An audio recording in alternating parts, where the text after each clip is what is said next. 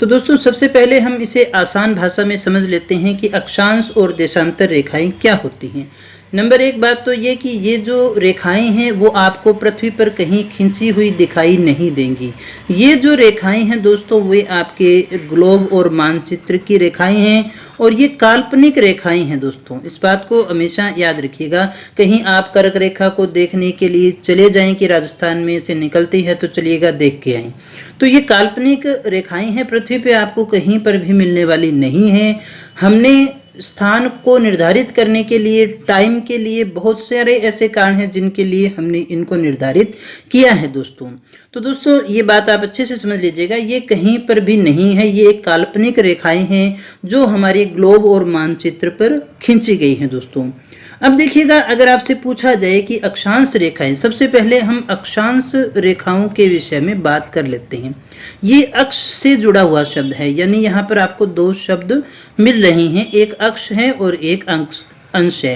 यानी अक्ष पे बनने वाला कोण हो गया दोस्तों। जैसे आपने ग्लोब देखा होगा, ये इस तरह से होता है दोस्तों, जिसके ऊपर हम इसे घुमाते हैं दोस्तों। तो ये जो बीच का अक्ष है, जिस धुरी के ऊपर ये घूमती है, उसे हम कहते हैं अक्ष। इस अक्ष के ऊपर जो भी भूमध्य रेखा से कोण बनता है और फिर जो काल्पनिक रेखाएं खींची जाती हैं उन्हें हम अक्षांश के नाम से जानते हैं। इसको आप इस तरह से समझिएगा, जैसे मान लीजिएगा ये हमारी पृथ्वी हो गई और ये हमारी भूमध्य रेखा हो गई। ये एक रेखा तो आप मान ही लीजिएगा, जिसे हम 0 डिग्री कहते हैं, भू के बीच में से निकलती है, इसलिए हमने इसे क्या कह दिया दोस्तों, भूमध्य रेखा कह दिया। अब इस भूमध्य रेखा से पृथ्वी के सतह पर कोई भी कोण बनता है, जैसे मान लीजिएगा यहाँ पर 20 डिग्री का कोण ये बन रहा है, तो ये 20 डिग्री अक्षांश रेखा हो गई। फिर इस प्रकार से हम दोस्तों ऊपर तक चल सकते हैं। ये यहाँ पर कौन सा आ गया दोस्तों, 90 डिग्री आ गई दोस्तों। 3D में अलग रूप से दिखाई देगा, ये हमारे पास में अभी 2D चित्र ही आप देख सकते हैं। तो यहाँ पर देखिएगा, इस बात को आप थोड़ी सी काल्पनिक रूप से भी आपको समझना पड़ेगा कि हम बात किसकी कर रहे हैं, पृथ्वी की सतह पर। ये पृथ्वी का हम क्या कहें दोस्तों, केंद्र कह सकते हैं। ये पृथ्वी का केंद्र हो गया। तो पृथ्वी के केंद्र से, यहाँ पर इस बात को समझिएगा, केंद्र से सतह पर हम ये कहेंगे, केंद्र से पृथ्वी के सतह के समानांतर कह सकते हैं हम। और किसी भी बिंदु पर जो भी कोण बनता है, उस कोण को मिलाने वाली जो रेखा है उसे हम अक्षांश रेखा के नाम से जानते हैं। देखिएगा दोस्तों, छोटी कक्षाओं में आपने डी देखा होगा। डी का मतलब जो अपने चांदा बोलते हैं, जो कोण बनाने के काम आता है, उसी प्रकार का। अब इसको आप ऊपर रख करके कल्पना करके देख सकते हैं। जैसे मान लीजिएगा ये 1 डिग्री, ये 20 डिग्री है और इधर भी कौन सा कोण बन रहा है, 20 डिग्री का। तो इन दोनों को मिलाने वाली ये जो रेखा होगी दोस्तों, ये रेखा कौन सी होगी, 20 डिग्री अक्षांश रेखा होगी दोस्तों।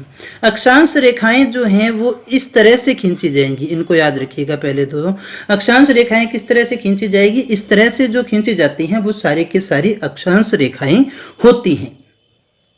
तो ये हो गई हमारी ये 20 को मिलाने वाली 20 डिग्री होगी, 30 को मिलाने वाली 30 डिग्री, 40 को मिलाने वाली 40, 45, 60 को मिलाने वाली 60 डिग्री और 0 को मिलाने वाली तो फिर 0 डिग्री हो ही गई। 1 डिग्री को मिलाने वाली 1 डिग्री अक्षांश रेखा। इस प्रकार से हम देखते हैं कि बहुत सारी अक्षांश रेखाएं हो सकती हैं दोस्तों। यहाँ 0 से लेकर 90 तक यानी अक्षांश रेखाएं हैं। 90 तो ऊपर हो गई और 90 ही क्या होती हैं दोस्तों, नीचे होती हैं। अब इसको और समझिएगा, ये जो हमारी 0 डिग्री थी, ये पृथ्वी को 2 भागों में बांटता है। ये ऊपर वाला उत्तरी गोलार्ध है और ये नीचे वाला दोस्तों दक्षिणी गोलार्ध है। ऊपर वाला कौन सा था, उत्तरी गोलार्ध था, और नीचे वाला कौन सा है दोस्तों, दक्षिणी गोलार्ध है। तो ऊपर वाली तो कहलाएगी उत्तरी अक्षांश रेखाएं और नीचे वाली क्या कहलाएगी, दक्षिणी अक्षांश रेखाएं। क्योंकि इधर भी देखिएगा दोस्तों 90 तक ही होती हैं, 0 से 90 तक, और नीचे भी कौन सी है दोस्तों, 0 से 90 तक ही होती हैं। तो ये इस प्रकार से खींची जाने वाली रेखाएं हैं। और 2 अक्षांश रेखाओं के बीच की दूरी को हम कहते हैं कटिबंध। 2 अक्षांश रेखाओं के बीच का जो क्षेत्र है उसे हम जो है कटिबंध के नाम से जानते हैं। कटिबंध जो शब्द है वो अक्षांश रेखा के नाम से जुड़ा हुआ है। आप इसको वहां भी देखते हैं, उष्ण कटिबंध, शीतोष्ण कटिबंध और शीत कटिबंध के रूप में भी हम इसको देखते हैं दोस्तों। तो इसको आप फिर से समझ लीजिएगा, विषुवत रेखा के उत्तर और दक्षिण में किसी भी स्थान से कोणीय जो दूरी है उसे हम अक्षांश कहते हैं। यानी एक बात सबसे पहले हमें ध्यान में ये रखना होगा, ये 0 डिग्री है। इस 0 डिग्री पर केंद्र से जो भी कोण बनता है और इस कोण को मिलाने वाली जो रेखा है उसे हम क्या कहते हैं दोस्तों, अक्षांश रेखाओं के नाम से जानते हैं। ये जो विषुवत रेखा है वो हमारी पृथ्वी को 2 भागों में बांटती है, उत्तरी गोलार्ध और दक्षिणी गोलार्ध। ये जो भी वृत्त बनते हैं दोस्तों, ये चारों तरफ से होता है ना इस तरह से, ये जो भी वृत्त बनते हैं वो सारे के सारे क्या होते हैं, समानांतर होते हैं। ये सारे के सारे वृत्त क्या होते हैं दोस्तों, समानांतर होते हैं। और ही साथ इनके मध्य की जो दूरी है वो भी कैसी होगी, समान होगी। क्योंकि ये समानांतर होते हैं दोस्तों, इसीलिए ये सारे के सारे समान होंगे।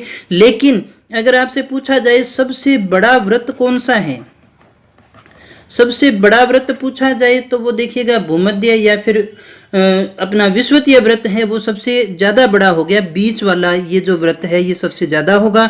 ऊपर जैसे जैसे जाते जाएंगे ये वृत्त छोटे होते जाएंगे और यहाँ पर जा करके तो देखिएगा क्या रह जाता है, केवल बिंदु ही रह जाता है। दोस्तों उम्मीद करता हूँ इस बात को आप अच्छे से समझ गए होंगे। तो किसे कहते हैं अक्षांश रेखाएं, एक बार फिर से देख लीजिएगा।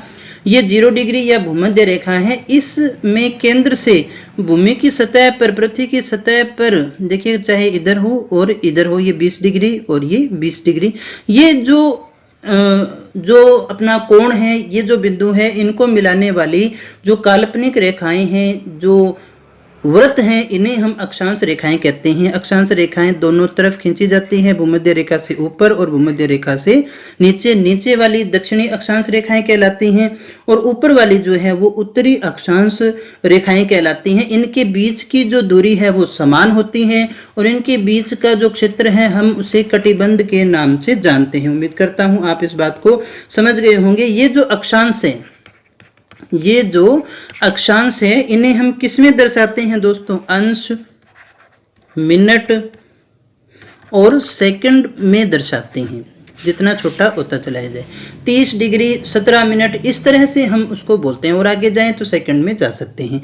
तो 30 डिग्री, अंश, और देखिएगा अंश, मिनट और सेकंड के अंदर हम इन अक्षांशों को दर्शाते हैं। और अक्षांश क्या है, जो हमारा पृथ्वी का केंद्र है, भूमध्य रेखा से उस पर पृथ्वी की सतह पर बनने वाली जो कोणीय दूरी है उसे हम क्या कहते हैं, अक्षांश के नाम से जानते हैं।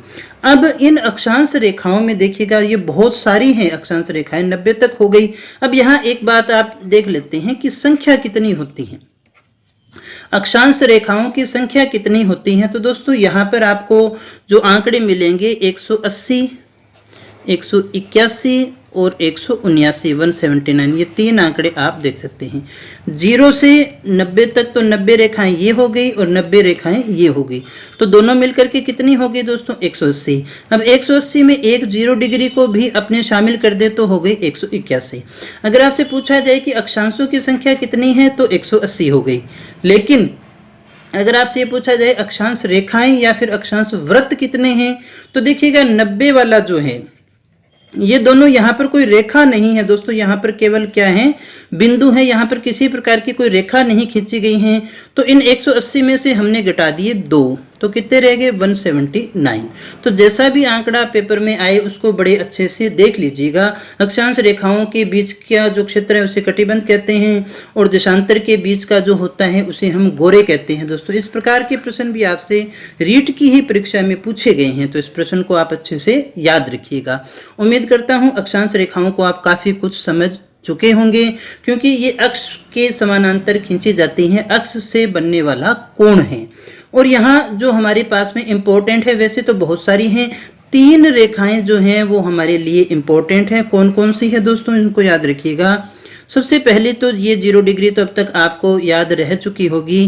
हम इसे क्या कहते हैं, भूमध्य रेखा कहते हैं, या फिर हम इसको कहते हैं विषुवत। देखिएगा दोस्तों, विषुवत का अर्थ होता है बराबर, यानी जो पृथ्वी को 2 बराबर भागों में बांटती है उसे हम भूमध्य रेखा कह सकते हैं। बात तो दोनों एक ही है दोस्तों। अब ये भूमध्य रेखा या फिर विषुवत रेखा हो गई 0 डिग्री। फिर यहाँ पर और यहाँ पर 2 रेखाएं आती हैं 23.5 डिग्री।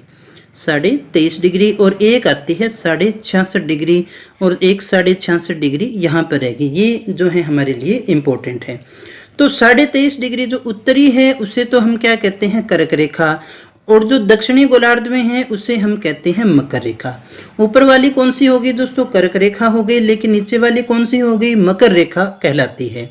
और ये जो हो गया ऊपर 66.5 वाला, ऊपर कौन सा महासागर है दोस्तों, आर्कटिक सागर है, तो इसे हम क्या नाम देते हैं, 66.5 को आर्कटिक वृत्त देते हैं, और नीचे वाले को हम क्या नाम देते हैं दोस्तों, अटलांटिक वृत्त के नाम से जानते हैं। तो इस प्रकार से ये जो 66.5 डिग्री है उनको नाम दिया गया है दोस्तों। नीचे देखिएगा दोस्तों कौन सा है, अंटार्कटिका है, सॉरी अंटार्कटिका कौन सा है, अंटार्कटिका है। तो इसे हम नीचे वाला जो 66.5 डिग्री है उसे हम अंटार्कटिका के नाम से जानते हैं। ऊपर वाला आर्कटिक है, तो इसे तो आर्कटिक वृत्त कहते हैं और इसे हम क्या कहते हैं, अंटार्कटिका वृत्त के नाम से जानते हैं। तो ये तीन रेखाएं जो हैं हमें विशेषतः इनको याद रखना था दोस्तों।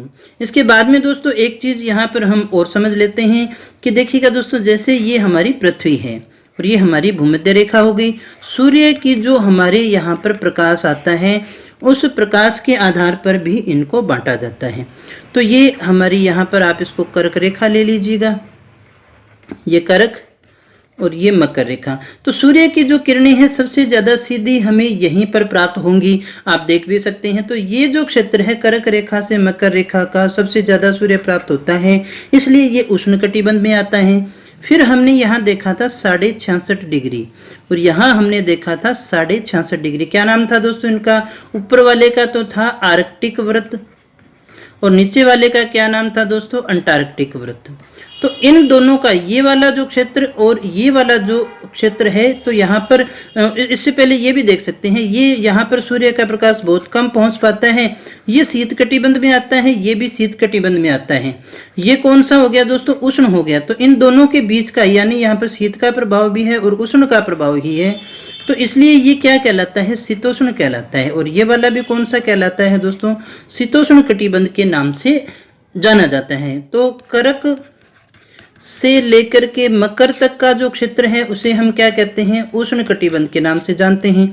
और कर्क रेखा से जो हमारा आर्कटिक वृत्त है और दक्षिणी गोलार्ध में जो अपनी मकर रेखा है उससे अंटार्कटिक वृत्त का जो क्षेत्र है उसे हम शीतोष्ण कटिबंध के नाम से जानते हैं। और ऊपर वाले हमारे कौन से रह गए दोस्तों, शीत कटिबंध रह गए। आगे हम इनको स्लाइड में भी देखने वाले हैं, एक बार थोड़ा सा दिमाग में आपके फीचर बन जाए तो ये मामला आसान हो जाएगा दोस्तों। तो उम्मीद करता हूं आप अक्षांश रेखाओं को समझ गए होंगे कि जो विषुवत रेखा के समानांतर देखिएगा जो भी वृत्त बनते हैं उन्हें हम अक्षांश वृत्त कहते हैं। और ये ऊपर के ऊपर जाते जाएंगे तो वैसे वैसे छोटे होते चले जाएंगे। सबसे बड़ा जो वृत्त होता है वो बीच वाला ही होता है, ऊपर देखिएगा घटता ही जाएगा ना। तो ऊपर जैसे जैसे जाते जाएंगे तो इनके बीच की जो दूरी है दोस्तों वो कम होती चली जाती है, यानी हम ऐसा कहेंगे कि ये छोटे होते चले जाएंगे। वृत्त कैसे होते चले जाते हैं, छोटे होते चले जाते हैं दोस्तों। इसके बाद में हम दूसरी बात कर लेते हैं देशांतर रेखाओं के विषय में। तो देशांतर रेखाएं क्या होती हैं दोस्तों, आसान भाषा में इसको समझ लीजिएगा। जैसे मान लीजिएगा ये हमारी पृथ्वी है और ये हमारा क्या है दोस्तों, उत्तरी गोलार्ध है और ये हमारा दक्षिणी गोलार्ध है। दोस्तों ये तो आप जानते ही होंगे ना, ये उत्तर होता है, ये दक्षिण होता है, ये पूर्व होता है और ये पश्चिम होता है। तो यहाँ अब देखिएगा उत्तरी गोलार्ध और दक्षिणी गोलार्ध को मिलाने वाली जो भी रेखाएं होंगी उन्हें हम क्या कहते हैं, देशांतर रेखा के नाम से जानते हैं। इस प्रकार से जो रेखाएं मिलाती हैं उन्हें हम क्या कहते हैं, देशांतर रेखा कहते हैं। जीरो के बाद में देखिएगा 15 डिग्री, 30 डिग्री, 45 डिग्री, देखिए 90 डिग्री, इसी प्रकार इधर 15, 30, 45, इधर 180 तक होती है दोस्तों, ये 180 डिग्री तक होती हैं। तो ये क्या कहलाती हैं दोस्तों, ये देशांतर रेखाएं कहलाती हैं, इन्हें हम देशांतर रेखा कहते हैं दोस्तों। उम्मीद करता हूं ये बात आप समझ गए होंगे। देशांतर रेखाएं कौन सी हो गई, उत्तरी गोलार्ध और दक्षिणी गोलार्ध को जो मिलाती हैं उन्हें हम देशांतर रेखा कहते हैं। इनमें से देखिएगा इंपॉर्टेंट है 0 डिग्री देशांतर रेखा, वहां भी देखिएगा 0 डिग्री इंपॉर्टेंट थी जिसे हमने विषुवत रेखा कहा था। ये हमारी कर्क रेखा, ये हमारी विषुवत रेखा होगी 0 डिग्री वाली, इसी प्रकार से ये होती है। इनसे देखिएगा कर्क अक्षांश और देशांतर रेखाओं के मिलने से ये जो जाल बनता है, ग्रिड बनता है, इसे हम क्या कहते हैं दोस्तों? ये एक ग्रिड प्रणाली बनती है। इसके बाद में देखिएगा दोस्तों, जो अपने बात कर रहे थे, सबसे जरूरी थी हमारी 0 डिग्री देशांतर रेखा। 0 डिग्री देशांतर रेखा जो है, इसे हम प्रधान मध्याह्न रेखा के नाम से भी जानते हैं। ये क्या रेखा कहलाती है? प्रधान मध्याह्न रेखा है। इसे अपने ग्रीनविच रेखा के नाम से भी जानते हैं। यहाँ थोड़ा कंफ्यूजन भी रहता है, इसको आज अपने दूर कर लेंगे, कोई समस्या आपके पास में रहने वाली नहीं है दोस्तों। अब देखिएगा, विषुवत रेखा पर अगर हम बात करें, विषुवत रेखा पर इनके बीच की जो दूरी है वो सबसे ज्यादा होती है दोस्तों। लेकिन ध्रुवों पर जाने के बाद में जैसे जैसे ऊपर जाते जाएंगे, इनकी दूरी कम होती चली जाएगी। यहाँ पर आकर के तो 0 ही रह जाती हैं, क्योंकि सारी जो देशांतर रेखाएं हैं वो यहाँ पर आकर के आपस में मिल जाती हैं। ध्रुव पर तो कितनी रहेगी दोस्तों? 0 ही रह जाती है। जो दूरी है इनके बीच की 0 ही रह जाती है। लेकिन विषुवत रेखा पर बात करें तो 111.32 किलोमीटर की दूरी इसकी आती है। कहाँ की बात कर रहे हैं हम? विषुवत रेखा पर, जो सबसे ज्यादा होती है। फिर आगे से आगे देखिएगा, धीरे धीरे कम होता चला जाता है दोस्तों। अब यहाँ जो हमें समझना था, 2 देशांतर जो हैं, 2 देशांतर यानी 1 डिग्री का जो देशांतर है, उसके बीच में जो है 4 मिनट का अंतर होता है। यानी अगर हम 15 देशांतर पार करें तो कितनी मिनट होगी दोस्तों? 60 मिनट। यानी 15 देशांतर को पार करने पर हमें 60 मिनट मिलती है। 60 मिनट का डिफरेंस आ जाता है दोस्तों, इस बात को समझ लीजिएगा। हमने कहा जैसे ये 0 डिग्री है, इधर 1 डिग्री जाएंगे तो यहाँ तक जाने में जो हमें टाइम लगता है, जो हमें समय लगता है, वो कितने लगता है दोस्तों? 4 मिनट का लगता है। सूर्य के हिसाब से अपनी बात कर रहे हैं, 4 मिनट का समय लगता है। फिर 1 और जाएंगे तो 4 हो जाएगा। इस तरह से जब हम 15 डिग्री पार करते हैं, तब तक जो अंतर आ चुका होता है वो 60 मिनट यानी 1 घंटे का अंतर आ चुका होता है। 1 घंटे का अंतर आ चुका होता है। 0 डिग्री जो हमारी है वो प्रधान याम्योत्तर रेखा मानी जाती है। इसको अपने टाइम लाइन बोलते हैं दोस्तों। इसी से जो है वो टाइम डिसाइड होता है। 0 डिग्री से टाइम डिसाइड होता है और 180 डिग्री से जो है वो तिथि डिसाइड होती है दोस्तों, डेट डिसाइड होती है। 0 से टाइम, इधर और इधर चलेंगे 180 डिग्री तक और इधर हम चलते हैं 180 डिग्री तक। इधर जाने में 12 घंटे लगेंगे, इधर जाने में 12 घंटे का अंतर है, क्योंकि 180 में आप भाग दे करके देख सकते हैं दोस्तों। तो ये 12 घंटे का समय है और इधर कौन सा समय है? 12 घंटे का। इधर प्लस होता है और इधर माइनस होता है। इधर जाएंगे तो हम जीएमटी में क्या होगा? जोड़ते हैं, और इधर जाएंगे तो हम जीएमटी में से समय को घटाते हैं। हम किसकी बात कर रहे हैं दोस्तों? 0 डिग्री जो हमारी समय रेखा है उसकी बात कर रही हैं। तो समय रेखा के अंदर जो हम पूर्व की ओर, इधर कहाँ जा रहे हैं दोस्तों? पूर्व की ओर जा रहे हैं। इधर किधर जा रही हैं? पश्चिम की ओर। पूर्व की ओर जाएंगे तो टाइम को हम प्लस कर देंगे और पश्चिम की ओर जाएंगे तो टाइम को क्या कर देंगे दोस्तों?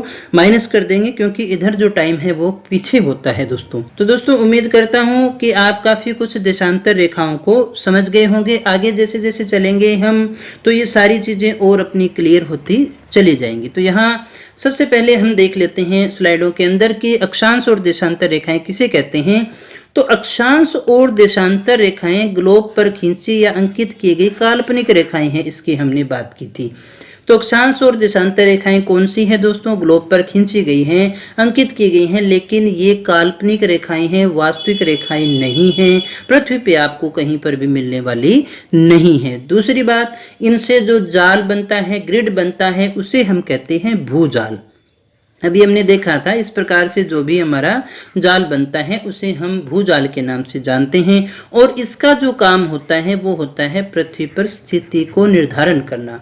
अब देखिएगा, जब भी आप अपने लोकेशन को देखेंगे तो आपको ऊपर लॉन्गिट्यूड और जो आपके लेटीट्यूड है वो मिलेंगे दोस्तों। अक्षांश और देशांतरों के आधार पर ही आपका टाइम डिसाइड होता है कि आप कहाँ पर हैं। आपका स्थान डिसाइड होता है कि आप कौन से स्थान पे बैठे हैं। अपने लोकेशन को आप उसी के हिसाब से चेक करते हैं दोस्तों। इसके बाद में देखिएगा दोस्तों, अक्षांश और देशांतर रेखाएं एक दूसरे को हमेशा समकोण पर काटती हैं। इस प्रकार से हम यहाँ देख भी चुके हैं, ये एक दूसरे को कैसे काटेंगे दोस्तों, समकोण पे काटती हैं। तो पहली बात, ये काल्पनिक रेखाएं हैं, ग्लोब पर खींची गई हैं।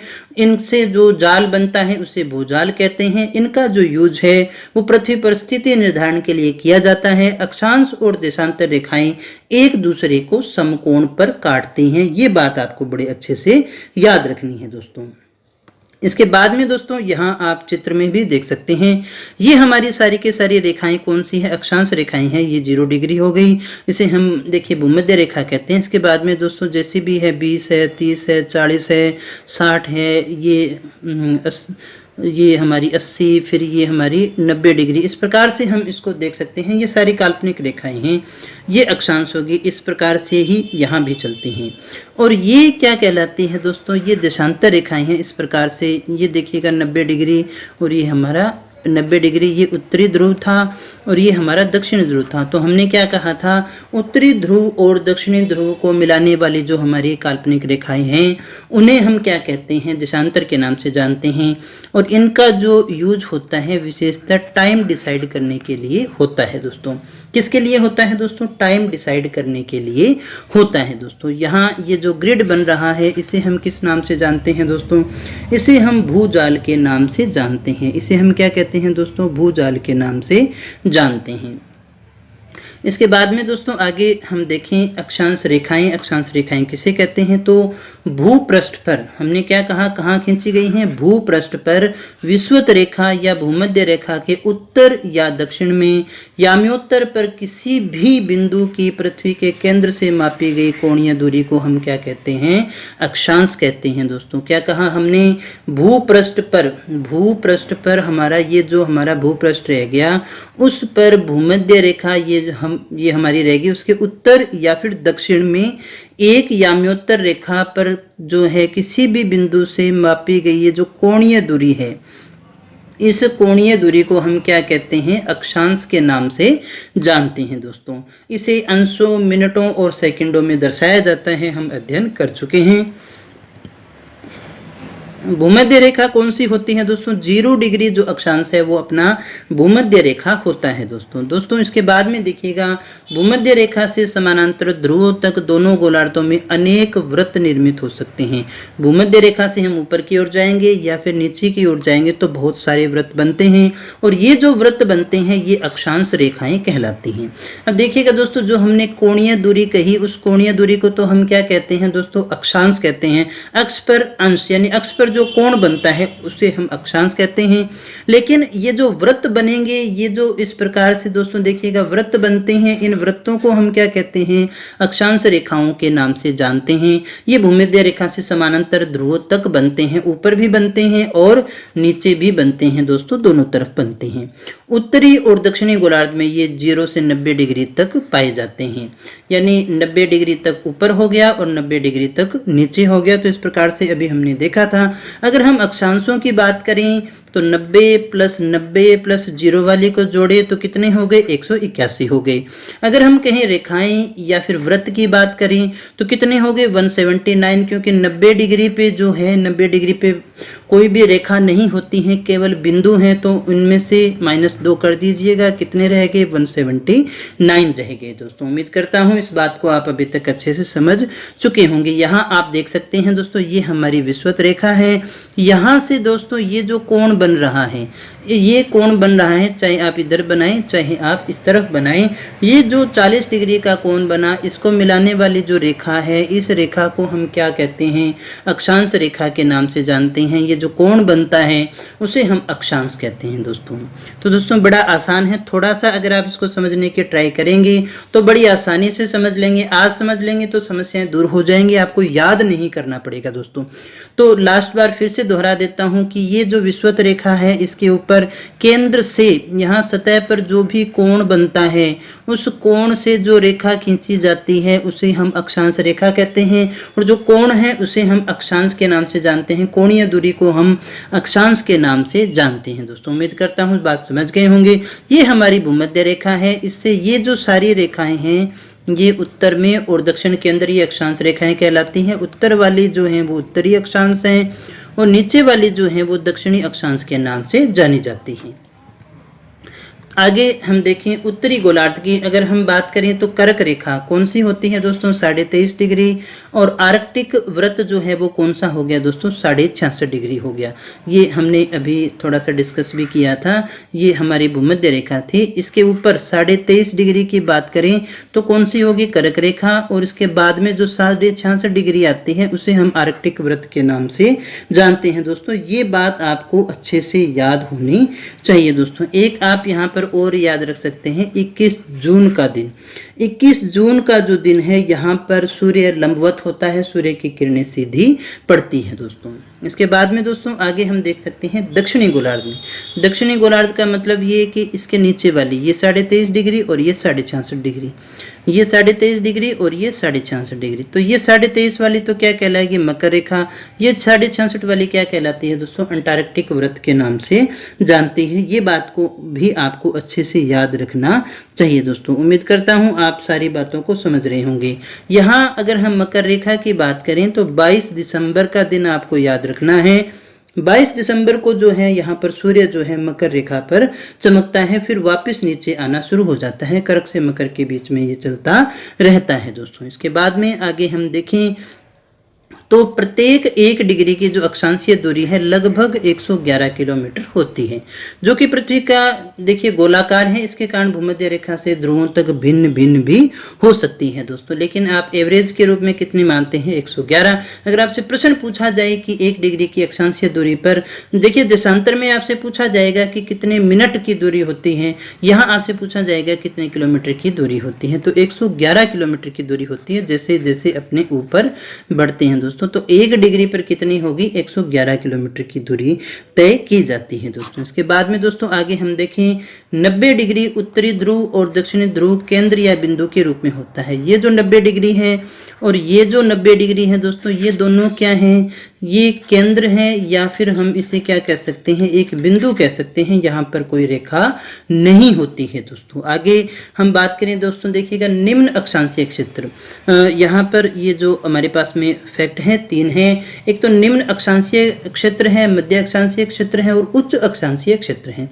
निम्न यानी कम अक्षांश जो हमारे पास में है 0 से 30 डिग्री जो है वो हमारे उत्तरी और दक्षिणी अक्षांशों के मध्य का जो क्षेत्र है वो निम्न अक्षांशों में आता है, चाहे उत्तरी गोलार्ध में हो चाहे दक्षिणी गोलार्ध में। 0 से 30 तक, और 0 से 30 ही इधर हो गया, तो ये क्या कहलाता है दोस्तों निम्न अक्षांशीय। फिर हम बात करें मध्य अक्षांशीय, इस 30 से लेकर के 60 तक का, इस 30 से चले ये 60 तक का जो क्षेत्र आ गया, ये वाला जो क्षेत्र आ गया, ये वाला जो क्षेत्र आ गया, तो ये क्या कहलाएगा, ये मध्य अक्षांश में आता है। उच्च अक्षांश यानी बड़े अक्षांश, ये ऊपर वाले जो हैं हमारे 60 से लेकर के 90 तक के जो हो गए, 60 से 90 तक के जो हो गए वो उच्च अक्षांशीय क्षेत्रों में गिना जाता है दोस्तों। यहाँ से भी आपसे प्रश्न पूछा जा सकता है। अब यहाँ पर जो उष्णकटिबंधीय जलवायु के विषय में भी हमने बात कर ली थी। उष्णकटिबंधीय जलवायु पेटी कौन सी होती है 0 से 23.5 डिग्री, और शीतोष्ण कटिबंधीय कौन सी होती है दोस्तों 23.5 डिग्री से 66.5 डिग्री उत्तरी और दक्षिणी अक्षांश दोनों में होती है। शीत कटिबंध जो है वो 66.5 से 90 डिग्री तक होता है।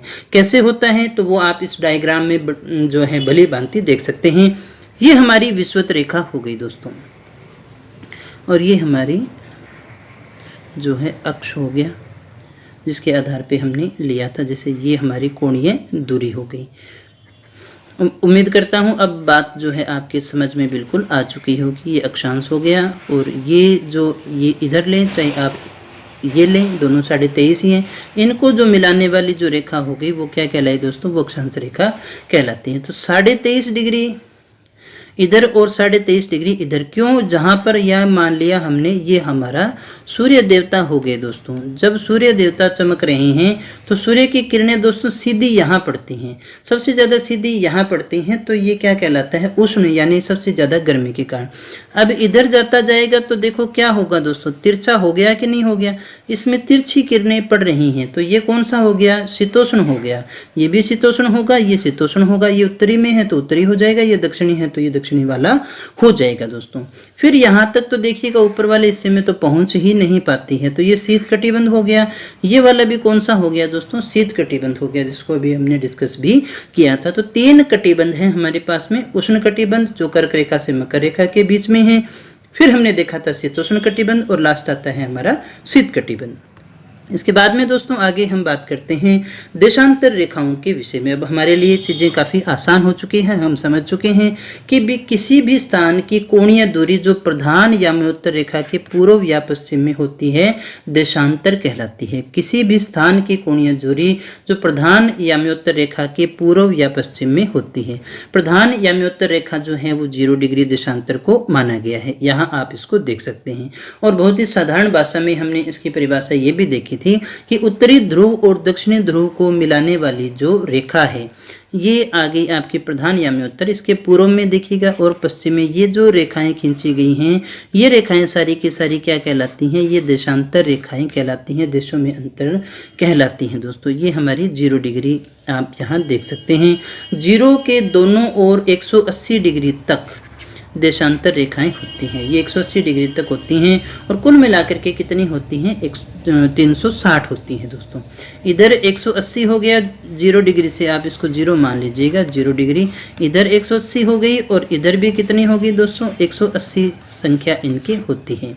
इसके बाद में दोस्तों देखिएगा 0 डिग्री जो है पृथ्वी को 2 बराबर भागों में बांटती हैं। जैसे हमने भूमध्य रेखा को बांटा था, ये वाला जो क्षेत्र है ये पूर्व कहलाएगा, और ये वाला जो क्षेत्र है वो क्या कहलाएगा? पश्चिम कहलाएगा। ये पूर्वी गोलार्ध हो गया, और ये दोस्तों कौन सा हो गया? पश्चिमी गोलार्ध कहलाएगा दोस्तों।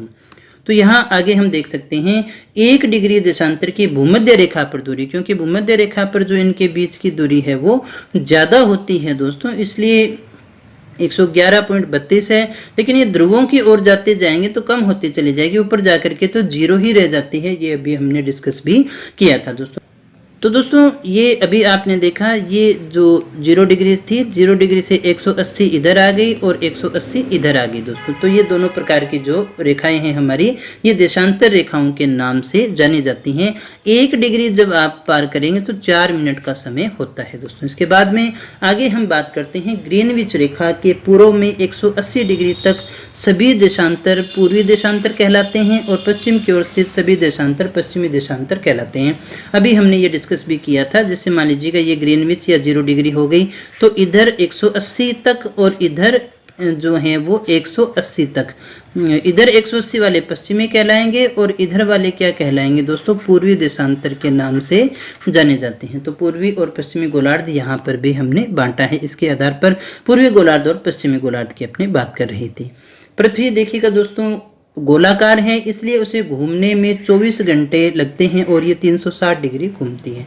क्योंकि 180 और 180 दोनों कितने हो गए? 360 डिग्री उसको घूमना है, और 360 घूमने में उसको 24 घंटे का समय लगता है। इसलिए हम मानते हैं कि 1 डिग्री को पार करने में उसे कितना समय लगता है? 4 मिनट का समय लगता है। काफी इंपॉर्टेंट है हमारे लिए ये फैक्ट दोस्तों।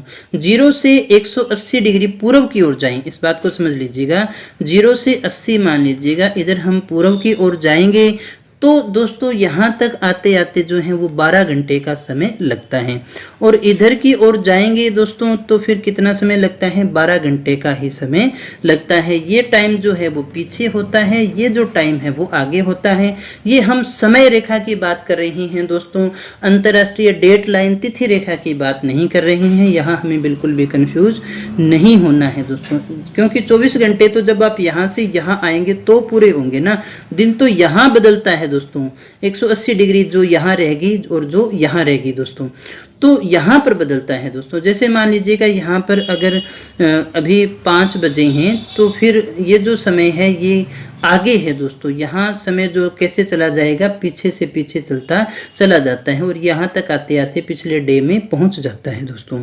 तो यहाँ आगे फिर से समझ लीजिएगा, 0 से 180 डिग्री पूर्व की ओर अगर हम जाएंगे तो 12 घंटे का समय लगता है दोस्तों। कितना समय लगता है? 12 घंटे का समय लगता है, और यही समय ग्रीनविच रेखा से 12 घंटे आगे होता है। और 0 डिग्री से 180 पश्चिम की ओर जाएंगे यानी पीछे की ओर जाएंगे, तो फिर जो समय है वो हमारा कैसा होता है, 12 घंटे का ही लगता है, लेकिन पीछे चलता चला जाता है। दोस्तों उम्मीद करता हूँ आप इस बात को समझ गए होंगे। दोस्तों तो जैसे मान लीजिएगा हमने ये कहा ये हमारी 0 डिग्री रेखा हो गई। अभी यहाँ पर मान लीजिएगा 11 बजे हैं। कौन सा समय है दोस्तों, 11 AM का टाइम है। कौन सा टाइम है, आप इसको अच्छे से समझिएगा।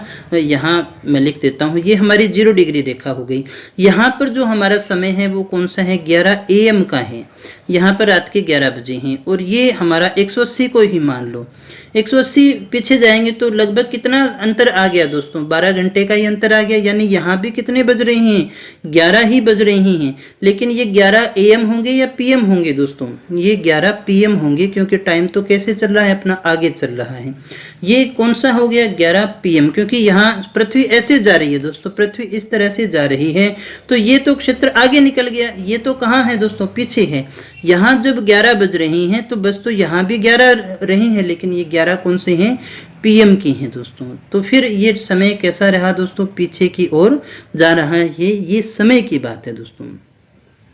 और इधर भी हम जाएंगे यानी 180 पे इधर आए, ये वाली रेखा ही है दोस्तों। इन दोनों को अगर आप मिला के देखें, ये वाली 180 है और ये वाली भी कौन सी है, 180 डिग्री है। यहाँ हम 12 घंटे और पीछे जाएंगे तो बजे तो यहाँ भी 11 है, तो बजे तो यहाँ भी कौन से हैं, 11 ही हैं दोस्तों। लेकिन ये 11 जो है वो कौन से हैं, ये 11 तो इससे पीछे वाले दिन के हो गए दोस्तों। ये AM है तो यहाँ 11 जो PM है वो कौन सा हो गया, पीछे वाला हो गया दोस्तों। ये 180 इधर वाले की मैं बात कर रहा हूँ। तो यहाँ पर यहाँ से यहाँ तक आते आते 1 दिन का डिफरेंस आता है। ये जो है अपनी अंतरराष्ट्रीय तिथि रेखा है, इसीलिए यहाँ से हम जब जाते हैं तो यहाँ तो हमें दिन को क्या करना पड़ता है, पीछे करना पड़ता है, और इसको पार करते हैं तो 1 दिन का फर्क आ जाता है। ये जो हमारी तिथि रेखा है इसको पार करते हैं तो 1 दिन का फर्क आ गया दोस्तों, क्योंकि ये जो पूरा है ये इतना पार हो रहा है दोस्तों, ये इतना पार कर रहे हैं। 12 घंटे ये 12 घंटे ये 24 घंटे का समय हो गया, इसलिए ये वाला जो समय है वो पीछे होता है। ये वाला समय हो गया, ये यहाँ वाला कौन सा हो गया, यहाँ हो गया, तो ये पीछे हो गया और ये आगे हो गया दोस्तों। क्योंकि हम किधर चल रही हैं, पृथ्वी ऐसे घूम रही है। पृथ्वी कैसे घूम रही है दोस्तों, पृथ्वी ऐसे जा रही है, ऐसे जा रही है। तो सूर्योदय कहाँ से होता है, सूर्य की किरणें इधर से आ रही हैं, तो डे पहले कहाँ बदलेगा, यहाँ बदलेगा दोस्तों। तो यहाँ बदलता है, इसलिए ये दिन आगे होता है, ये दिन पीछे होता है। अभी हम इसको आगे फिर से समझने वाले हैं। उम्मीद करता हूँ काफी कुछ आपके समझ में आ चुका होगा। 180 डिग्री पूर्व और पश्चिमी देशांतर में कुल 24 घंटे का अंतर अर्थात 1 दिन रात का अंतर आ जाता है दोस्तों। जैसे हमने ये कहा ये हमारी कौन सी है, 0 डिग्री, 180 डिग्री ये हो गई। 180 डिग्री ही तो ये वाली है ना, यहाँ तो हम गोल तो नहीं कर सकते, यही 180 डिग्री है। लेकिन ये 12 घंटे का समय और ये 12 घंटे का समय कितना हो गया, 24 घंटे का समय हो गया। यहाँ से यहाँ में 1 दिन का फर्क आ जाता है दोस्तों। यहाँ दिन पहले निकलेगा, यहाँ दिन पहले निकलेगा, लेकिन यहाँ तो छिपता हुआ दिन है, ये पीछे होता है और ये क्या होता है, आगे होता है। लेकिन यहाँ पर टाइम में बात करेंगे तो बात हमारी ज्यादा थी। इधर हम अपने टाइम को क्या करते हैं, प्लस करते हैं, इधर टाइम को माइनस करते हैं दोस्तों। तो उम्मीद करता हूँ आप दोनों बातें समझ गए होंगे। ये तो हमारी कौन सी है, टाइम लाइन है, जहां से हमारा टाइम डिसाइड होता है। 180 डिग्री हमारी कौन सी है दोस्तों, तिथि रेखा है, कहते हैं इसी को ग्रीनविच के नाम से जानते हैं दोस्तों। आगे देखिएगा दोस्तों, समय की अपनी बात और कर लेते हैं। पृथ्वी लगभग 24 घंटे में 360 डिग्री घूमती है। इस प्रकार से 1 घंटे में 15 डिग्री घूम जाती है। तो पश्चिम से पूर्व की ओर घूम रही है। अभी तक हम यही डिस्कस कर रहे हैं, क्योंकि यही ज्यादा कंफ्यूजन होता है दोस्तों। इसलिए जो स्थान पूर्व में है वहां सूर्य पहले दिखाई देगा। जो स्थान पूर्व में है वहां जो सूर्य है वो पहले दिखाई देगा दोस्तों। जैसे ये 180 डिग्री है तो हम उगते हुए सूर्य का देश किसे कहते हैं दोस्तों, जापान को कहते हैं। पूर्व में दिन आगे है। यहाँ पर देखिएगा ये दिन का चक्कर रहता था, इसलिए 1884 के अंदर इसको अंतरराष्ट्रीय तिथि रेखा मान दिया गया। यानी यहीं से हम टाइम चेंज कर लेंगे। तो यहाँ ये जो है ये रेखा जब पार करते ही यहाँ पर हमने पहला दिन मान लिया, यानी यहाँ पर हमने सोमवार मान लिया। तो अब तो टाइम जो है वो पीछे ही पीछे है ना। ये हमारी 0 डिग्री हमने पार की, 0 से फिर 12 घंटे का फर्क आ गया, फिर हम पीछे चले इसी यहाँ तक, जैसे ही हम पहुंचेंगे यानी 180 तक पहुंचेंगे तो 12 ये 24 घंटे का समय आ गया, यानी 24 घंटे पीछे चले गए। तो यहाँ अगर सोमवार है तो फिर यहाँ लास्ट में जाकर के कौन सा डे हो जाएगा दोस्तों, यहाँ पर आपका डे हो जाएगा रविवार। यहाँ पे डे कौन सा हो गया, रविवार। इसलिए जब हम अंतरराष्ट्रीय तिथि रेखा को पार करते हैं तो हमें एक दिन को जोड़ना होता है। ये बात थी जो हम समझना चाहते थे। उम्मीद करता हूँ आप इसको अच्छे से समझ गए होंगे। इसके बाद में दोस्तों उदाहरण आप देख सकते हैं, हमारे देश का जो देखिए मद्रास है 80 डिग्री पूर्वी देशांतर पर स्थित है। यहाँ सूर्योदय के समय प्रातःकाल 6 बजे हैं। 80 डिग्री की अपने बात कर रहे हैं, 80 डिग्री पे कितने बजे हैं दोस्तों, 6 बजे हैं। तो मद्रास से पश्चिम में जाएं, ये मान लीजिएगा मद्रास है, इससे हम पीछे की ओर जाएं और 65 डिग्री पे आए, यानी कितना घट गया 15। 15 पे कितना घटता है दोस्तों, 1 घंटा कम हो जाता है। तो अगर यहाँ पर कितने बजे हैं, यहाँ पर 6 बजे हैं, तो यहाँ पर जो टाइम होगा वो कौन सा होगा दोस्तों, 5 बजे का ही होगा। यहाँ पर जो सूर्य निकलेगा यहाँ से यहाँ तक, यानी 80 से 65 तक आते आते जो सूर्य है 65 तक, यहाँ से क्योंकि पृथ्वी ऐसे घूम रही है, सूर्य जो है यहाँ है, ये यहाँ तक आते आते 1 घंटे का समय लगा देगा। यानी जो कंडीशन यहाँ है वो यहाँ बाद में होगी, यानी 1 घंटे बाद में सूर्य निकलता है दोस्तों। इसके बाद में दोस्तों आगे देखिएगा, स्थानीय समय की बात करें, यह पृथ्वी का स्थान विशेष का जो है सूर्य की स्थिति से परिकलित किया जाता है, यानी सूर्य जहां पर लंबवत चमक रहा है उसको अपना समय मान लेते हैं। ये कोई मानक समय नहीं ले रहे हैं अपने, मानक समय हमारा दूसरा होता है, क्योंकि जो हमारी याम्योत्तर रेखाएं हैं, जो हमारी टाइम लाइन है, टाइम जोन है, उसके हिसाब से देखिएगा कई बार क्या हो गए, देश काफी बड़े हो गए तो वहां पर 1-1 डिग्री को अपने नहीं करते, हम उसके बीच में, जैसे हमारा 30 डिग्री तो है, तो हमने 15 डिग्री पे हमने क्या कर दिया, एक रेखा खींच दी और उस रेखा से जो है हमने जो टाइम है वो हमारे पूरे देश का टाइम हमने स्वीकार कर लिया। वो रेखा हमारी जो गुजरती है 82.5 डिग्री पर गुजरती है, इलाहाबाद के नैनी नामक स्थान से गुजरती है। इसी को हमने जो है मानक समय मान लिया दोस्तों। जैसे हम ये कहीं मान लीजिएगा ये हमारा भारत था, तो जैसे जैसे यहाँ तक आते आते वैसे तो 2 घंटे का फर्क हो जाएगा दोस्तों, क्योंकि लगभग 30 डिग्री का फर्क है। लेकिन ये 2 घंटे का, अगर यहाँ पर, यहाँ जो 5 बजे का समय है यहाँ भी 5 बजे हैं, लेकिन यहाँ 5 बजे की सूर्य की स्थिति में और यहाँ की सूर्य की स्थिति में आप बहुत ज्यादा फर्क देख सकते हैं। तो इसलिए हमने टाइम कौन सा मान लिया गया, ये 82.5 पे जो भी टाइम होगा वही टाइम हमने दोनों क्षेत्रों के लिए मान लिया। यही यहाँ होता है और यही समय यहाँ पर होता है, जिसे हम भारत का मानक समय के नाम से जानते हैं। इसके बाद में दोस्तों हम बात कर लेते हैं ग्रीनविच रेखा की। तो इसे हम मध्याह्न रेखा भी कहते हैं। ये पृथ्वी को पूर्वी और पश्चिमी देशांतरों में बांटती है, ये अपने पढ़ चुके हैं। इस रेखा के बाईं ओर पश्चिमी तथा दाईं ओर को पूर्वी देशांतर कहते हैं। जैसे मान लीजिएगा ये है, तो ये पूर्व वाला जो है हम क्या कहते हैं, पूर्वी देशांतर, और पश्चिम वाला ये दायां हो गया तो पूर्वी हो गया, ये बायां हो गया, आपका बायां ही है दोस्तों, तो इसे हम पश्चिमी देशांतर के नाम से जानते हैं दोस्तों। समय की जो गणना है वो इसी से की जाती है। ग्रीनविच रेखा के पूर्व की ओर का समय आगे रहता है, 0 डिग्री की अपने बात कर रहे हैं यहाँ पर, और पश्चिम का जो समय है वो पीछे रहेगा। ये पश्चिम है और ये पूर्व है, तो ये समय आगे है और ये समय किधर है, पीछे है दोस्तों। आगे हम बात करें तो पृथ्वी का जो हमारा मॉडल है उसमें उत्तर से दक्षिण की ओर, यानी ऊपर से नीचे की ओर 180 डिग्री की अगर हम बात करें तो वहां पर जो खींची गई काल्पनिक रेखा है उसे हम अंतरराष्ट्रीय तिथि रेखा के नाम से जानते हैं। तो 180 डिग्री पर जो खींची गई है उसे हम क्या कहते हैं दोस्तों, अंतरराष्ट्रीय तिथि रेखा कहते हैं। ये प्रशांत महासागर से गुजरती है, एशिया में देखिए रशिया और उत्तरी अमेरिका में अलास्का के मध्य से गुजरती है। और दोस्तों ये बिल्कुल इस प्रकार से सीधी नहीं है, टेढ़ी मेढ़ी होकर के गुजरती है, ताकि एक ही देश से गुजरे तो वहां पर जो है वो दिन का फर्क न आए, इसलिए उनको जो है देशों को टाल दिया गया है दोस्तों। ग्रीनविच रेखा जो है Britain, London, France, Spain, Algeria, Mali, Burkina Faso, Ghana, Accra आदि से गुजरती है। अंतर्राष्ट्रीय तिथि रेखा वही जो अभी अपने ग्रीनविच की बात कर रहे थे। अंतर्राष्ट्रीय तिथि रेखा जो है वो प्रशांत महासागर के बीच से 180 डिग्री देशांतर पर खींची गई काल्पनिक रेखा है और इसी के कारण तिथि में परिवर्तन होता है।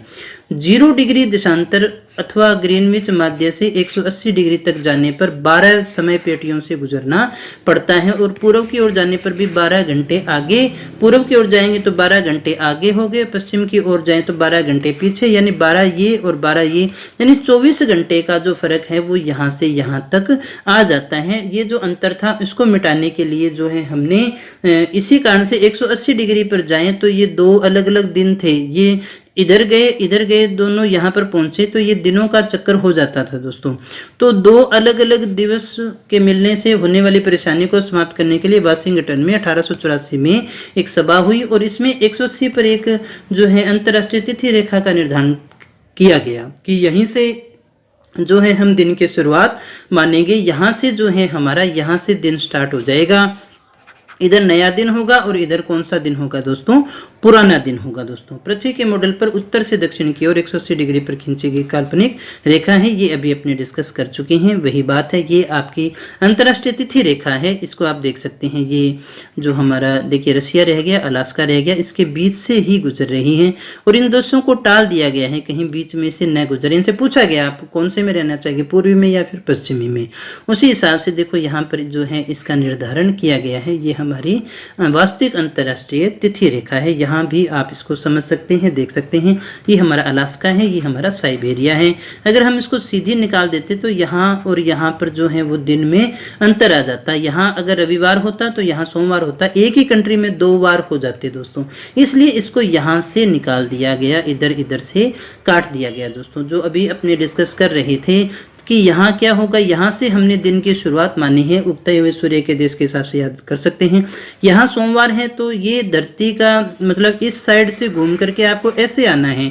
हमने कहा यहाँ से 12 घंटे और यहाँ से 12 घंटे, तो 24 घंटे हमें क्या करना पड़ेगा, इधर से इधर आएंगे तो पीछे जाना पड़ेगा, यानी 24 घंटे पीछे हो जाएगा यहाँ का समय।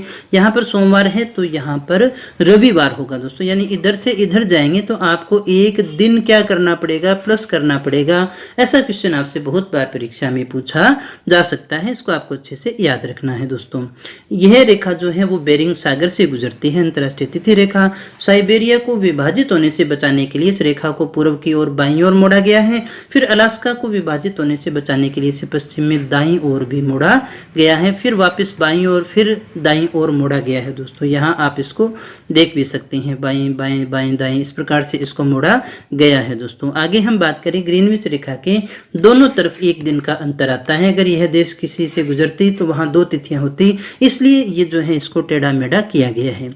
इस रेखा के पूर्व में एक दिन कम हो जाता है और एक दिन पश्चिम में बढ़ जाता है, यानी ये हो गया पूर्व, ये हो गया पश्चिम। इधर है सोमवार तो इधर होगा दोस्तों मंगलवार, यानी एक दिन हमें बढ़ा देना है दोस्तों। उम्मीद करता हूं आप इस बात को अच्छे से समझ गए होंगे।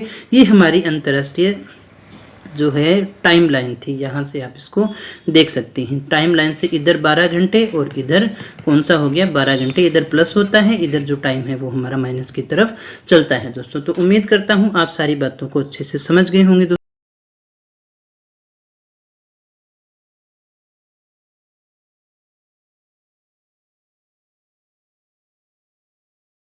तो सबसे पहले हम देखें पृथ्वी की गतियों में, तो पृथ्वी का आकार कैसा है दोस्तों। पृथ्वी का आकार है गोलाभ।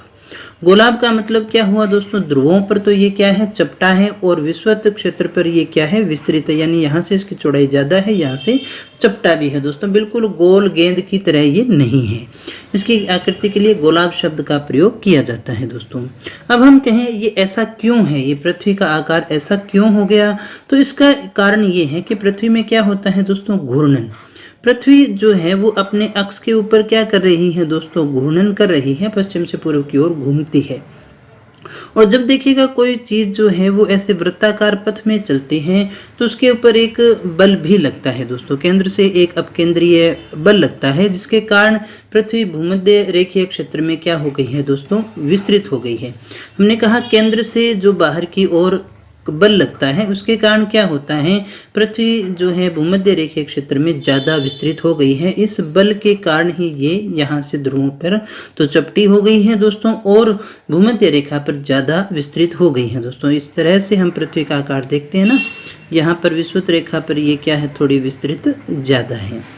अब आगे देखें हम, पृथ्वी की भूमध्य रेखीय त्रिज्या जो है वो ध्रुवीय क्षेत्रों की अपेक्षा कम है।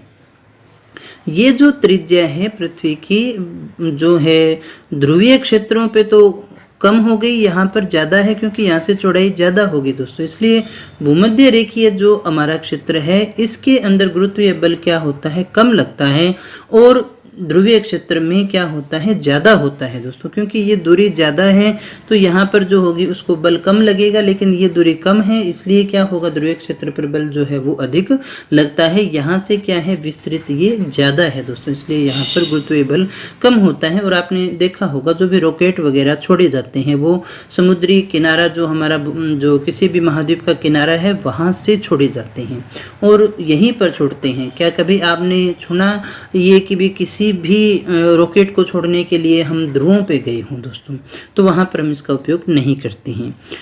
पृथ्वी जो हमारी है वो पश्चिम से पूर्व की ओर घूमती है दोस्तों। किधर घूमती है पृथ्वी हमारी, पश्चिम से पूर्व की ओर। ये बात आप याद रखिएगा, किधर से किधर घूमती है, पश्चिम से पूर्व की ओर।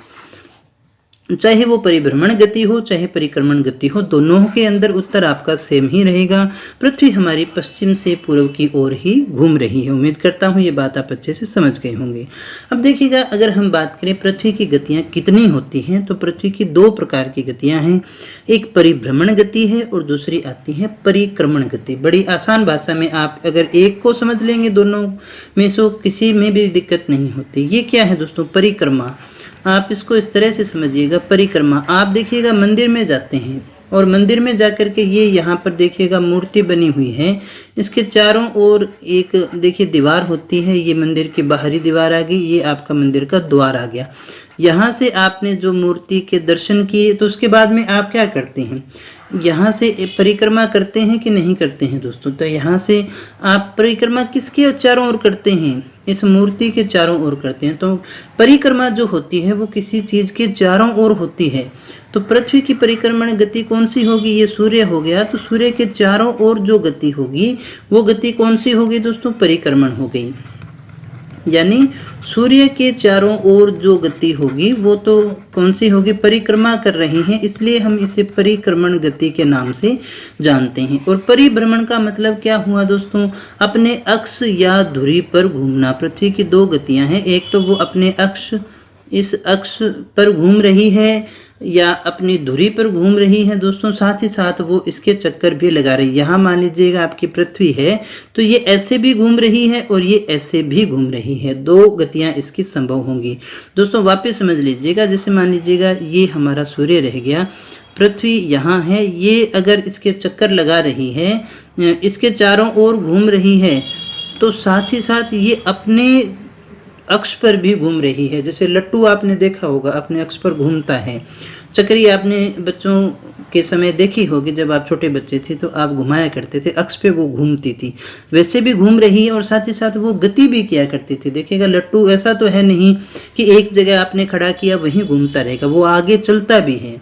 तो वैसे ही पृथ्वी भी क्या है, वो अपने अक्ष पर भी घूम रही है और वो एक गति भी कर रही है। तो अपने अक्ष पर घूमने को तो हमने क्या कह दिया, परिभ्रमण गति। और जब वो किसी चीज के चारों ओर घूम रही है तो उसे हम परिक्रमण गति के नाम से जानते हैं। उम्मीद करता हूं ये बात आप अच्छे से समझ गए होंगे।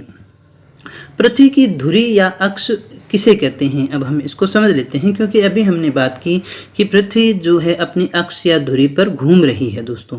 तो यहाँ देखिएगा, धुरी या अक्ष हम किसे कहते हैं, वह काल्पनिक रेखा जिसके चारों ओर पृथ्वी घूर्णन करती हुई प्रतीत होती है दोस्तों।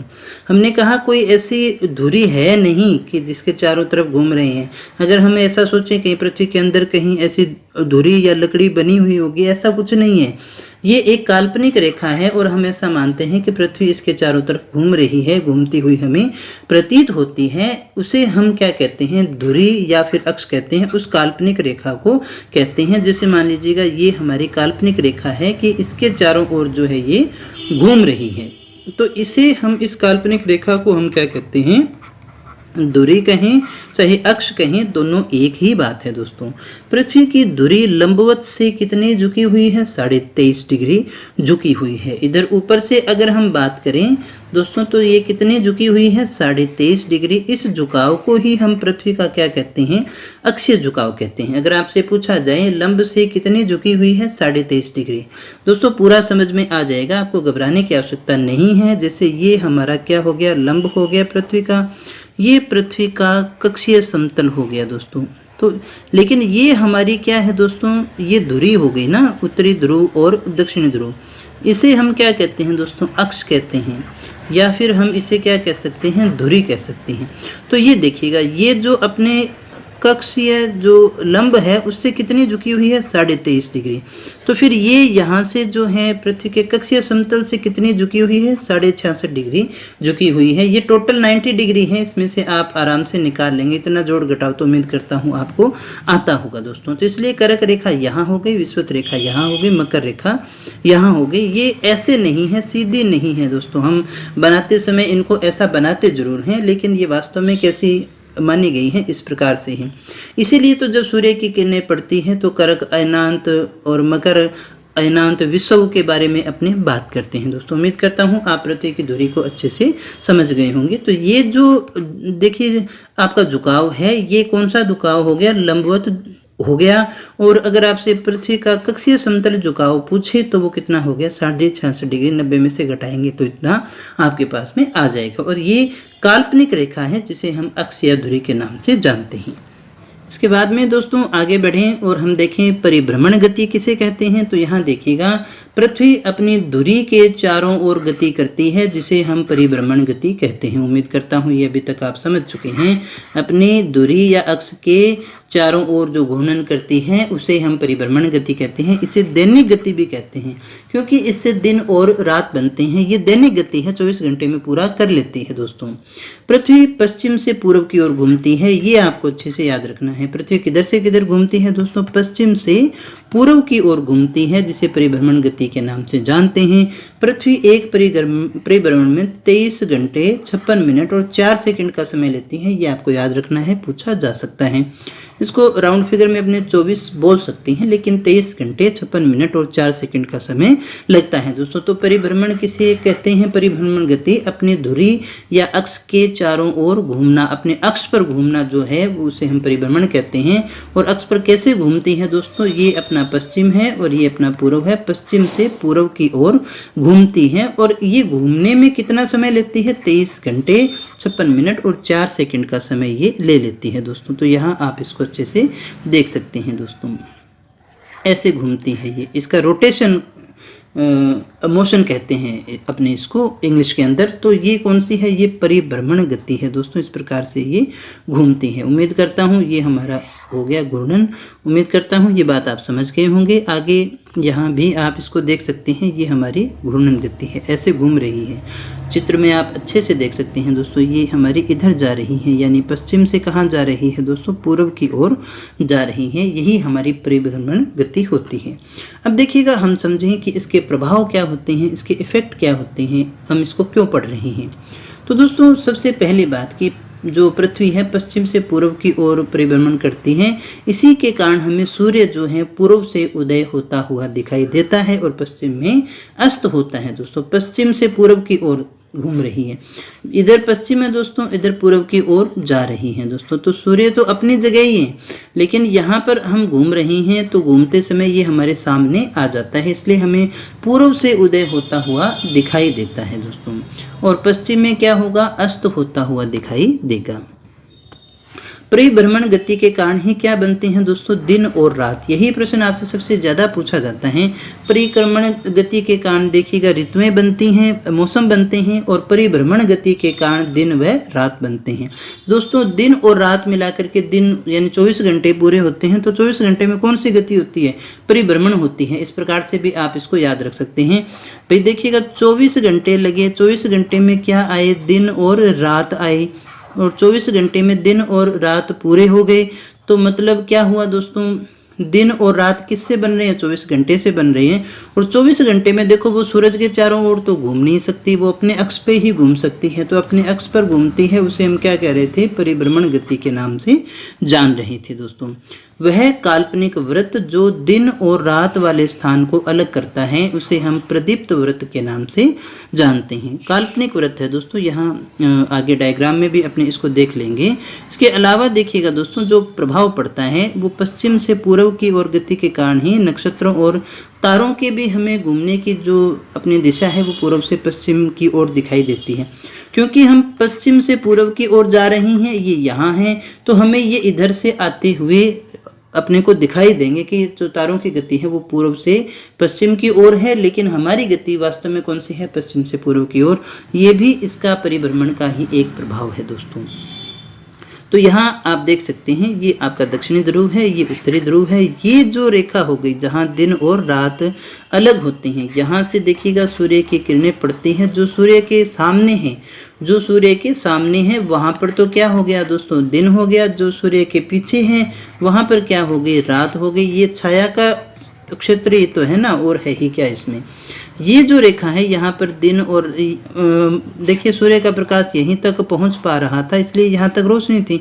यहाँ से जो अपनी गोलाई वो चेंज होगी, इसलिए यहाँ ये जो वृत्त बनता है इस वृत्त को हम प्रदीप्ति वृत्त के नाम से जानते हैं दोस्तों। इसके बाद में दोस्तों आगे हम बात करते हैं परिभ्रमण गति के ही कुछ और प्रभावों के विषय में।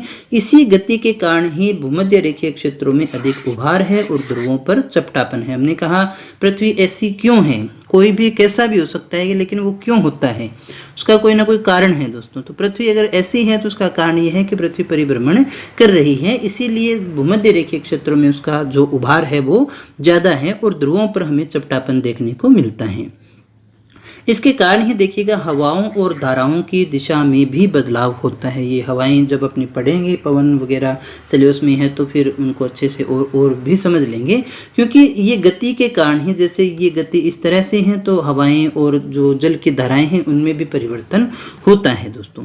दैनिक गति भूमध्य रेखा पर सर्वाधिक होती है, ये भी आप अच्छे से याद रखिएगा। अगर आपसे पूछा जाए दैनिक गति कहाँ होगी सर्वाधिक, तो देखिएगा वो भूमध्य रेखा पर होती है। 1600 किलोमीटर प्रति घंटा होती है।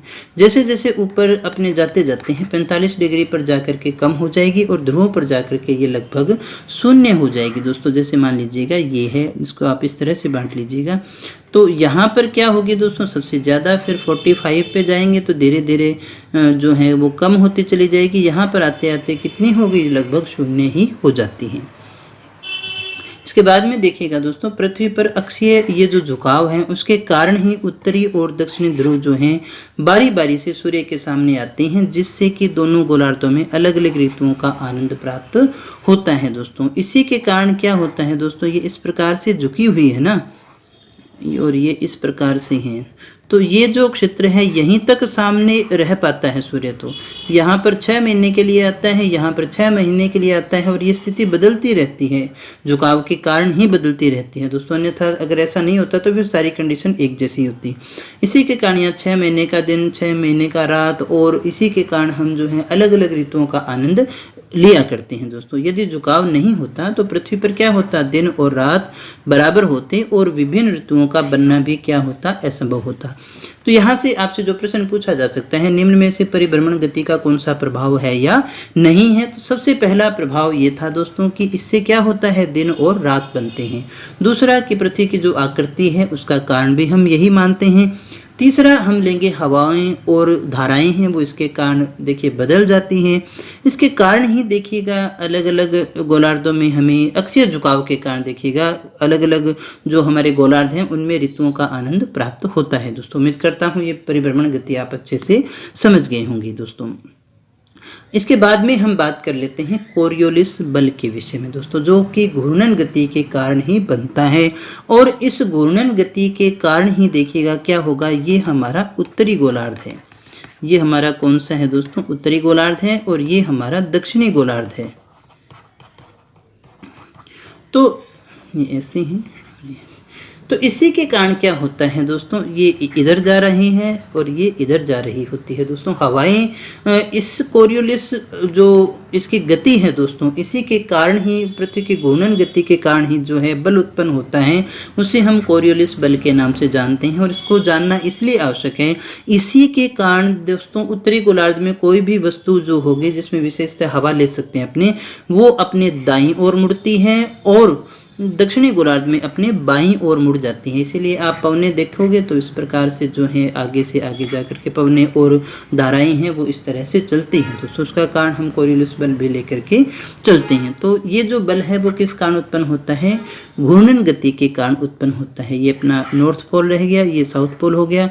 कोरियोलिस बल जो है वो यहाँ पर सबसे ज्यादा होता है और यहाँ पर सबसे कम होता है। विषुवत रेखा पे क्या होगा दोस्तों, सबसे कम होगा, लेकिन जो आपका ध्रुव है वहां पर कोरियोलिस बल जो है वो सबसे ज्यादा लगता है दोस्तों। यहाँ इस बात को समझ लीजिएगा, पृथ्वी की परिभ्रमण गति के कारण कोरियोलिस बल उत्पन्न होता है। हमने कहा कोरियोलिस बल उत्पन्न क्यों होता है, ये भी जरूरी है दोस्तों, किस लिए वो भी देखेंगे अपने, कि पृथ्वी की जो परिभ्रमण गति है उसके कारण कोरियोलिस बल उत्पन्न होता है। यह आप परिभ्रमण गति का प्रभाव के रूप में भी देख सकते हैं।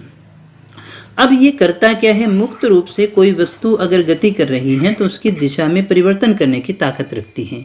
बल है तो उसमें ताकत तो है ही है दोस्तों।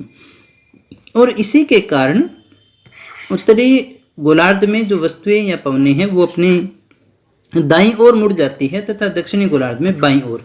ये आप आपको रखना पड़ेगा। ऐसा प्रश्न आपसे पूछा जाए तो उत्तरी गोलार्ध में तो कौन सा है दोस्तों, दायां है, और दक्षिणी गोलार्ध में कौन सा है दोस्तों, बायां है। ये चीज आपको याद रखनी है। ऊपर तो दाईं तरफ आपको मुड़ेगी और कुछ नहीं आपको याद रहता तो आप उस डायग्राम को याद रख लीजिएगा जिसमें अभी हमने देखा था। डायग्राम देखिएगा। वैसे भी दोस्तों ज्योग्राफी जो है वो देखने की चीज होती है। जितना आप उसको देखोगे, मैप देखोगे, डायग्राम देखोगे, उतना ही जल्दी समझ में आता है। इसलिए मुझे यहाँ पर डायग्राम का काम भी ज्यादा करना पड़ता है दोस्तों, ताकि आपको चीजें अच्छे से समझ में आ सके। वस्तु की गति जितनी ज्यादा होगी बल भी उतना ही अधिक होगा। ये बात भी समझ लीजिएगा कि वस्तु की गति जितनी होगी उतनी ही जो है बल उस पर ज्यादा काम करता है।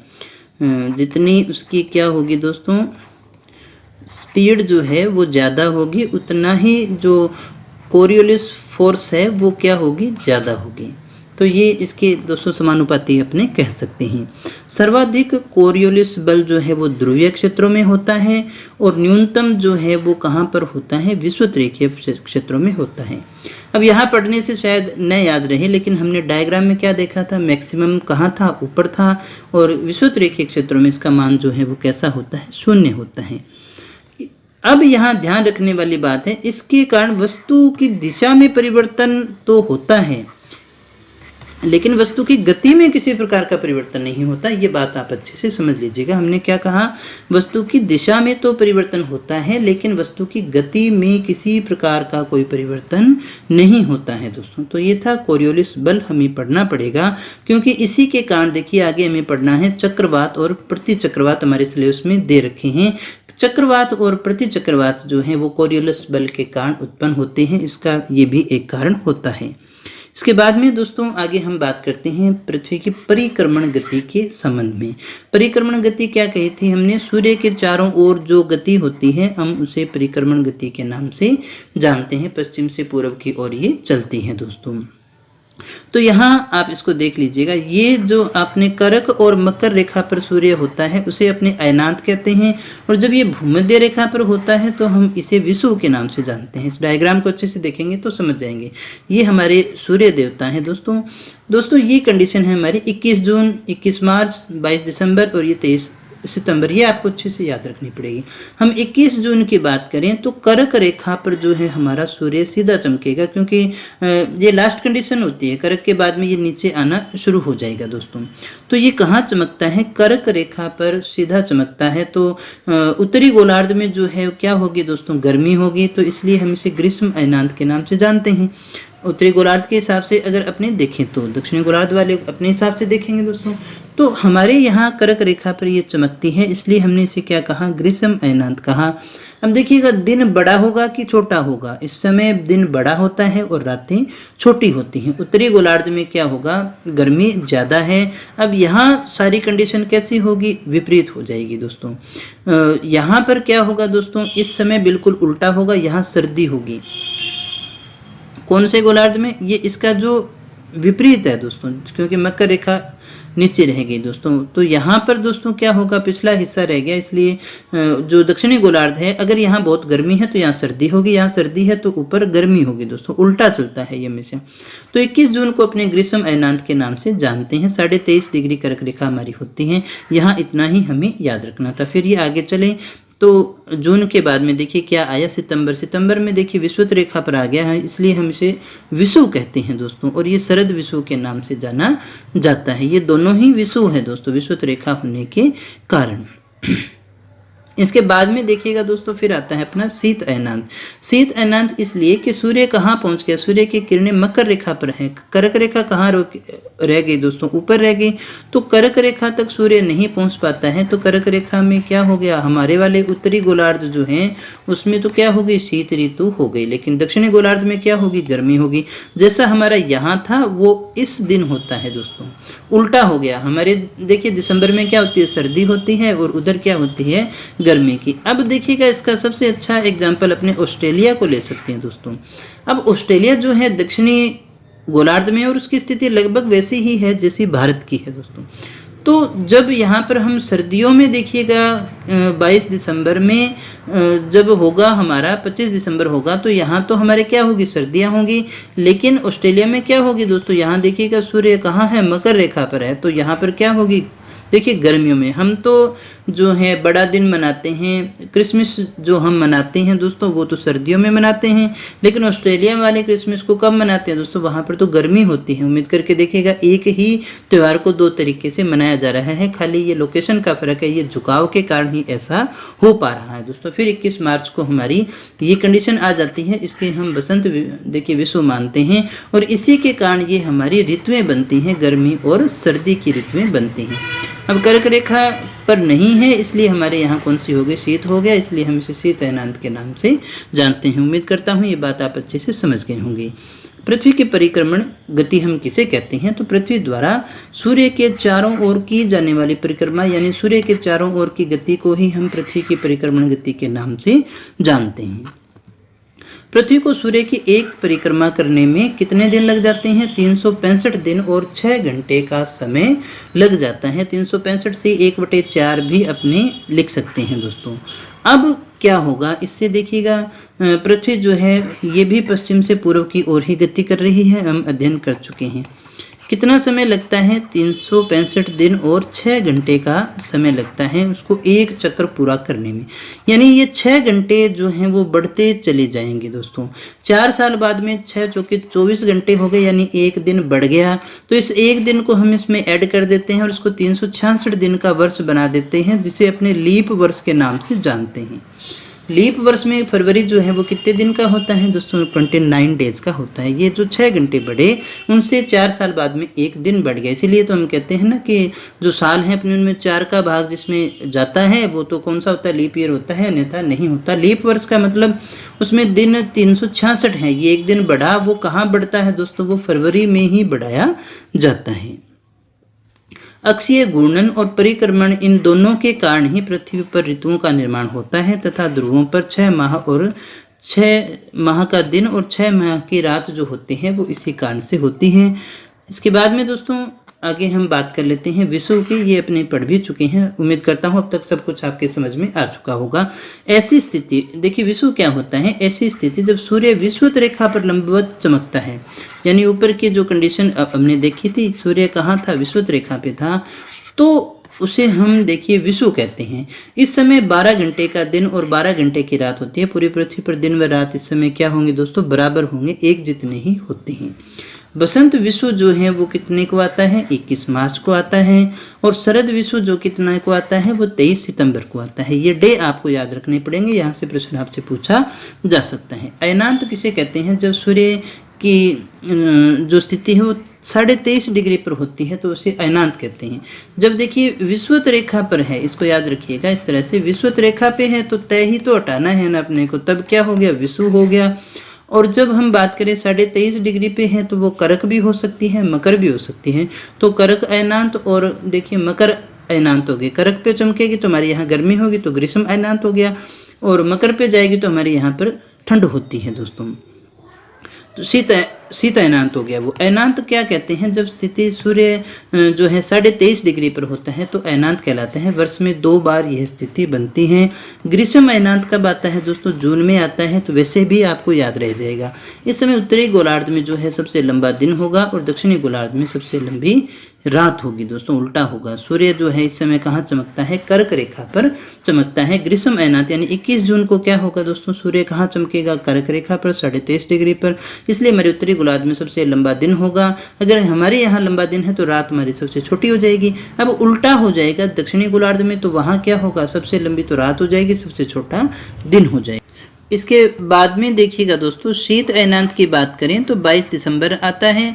इस समय उत्तरी गोलार्ध में तो क्या हो जाएगा, रातें लंबी हो जाएंगी, और दक्षिणी गोलार्ध में जो है वो दिन क्या हो जाएगा, सबसे लंबा हो जाएगा दोस्तों। तो ये इसका उल्टा होता है, ये इसका उल्टा होता है। किसी प्रकार से एक को याद कर लीजिएगा तो दूसरा अपने आप हो जाएगा, चाहे आपका लिखा हुआ है चाहे नहीं लिखा हो, क्योंकि इस दिन जो सूर्य होता है वो कहाँ पर होता है दोस्तों, वो मकर रेखा पर हुआ करता है दोस्तों।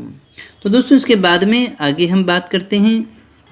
इसके बाद में देखिएगा दोस्तों, हम ये कह सकते हैं कि संक्रांतियां जो है ये कर्क रेखा पर प्रवेश करना और मकर रेखा में प्रवेश करना, ये राशियों में प्रवेश करना, इस प्रकार से भी अपने कहते हैं, इन्हें हम संक्रांतियों के नाम से जानते हैं।